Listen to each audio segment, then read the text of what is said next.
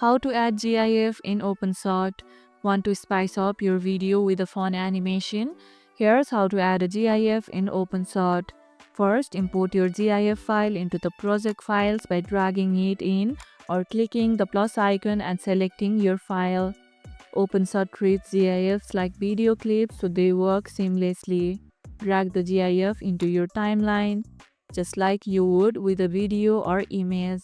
Place it above or alongside your footage depending on how you want it to appear.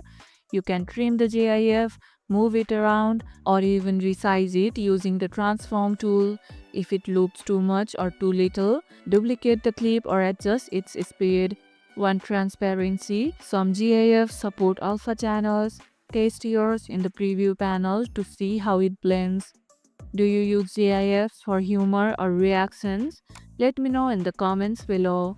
Once everything looks good, export your project with the GIF playing right in the scene. And if this video helped, hit the like button, share it, subscribe and leave a comment. Thanks for watching and I'll see you in the next one.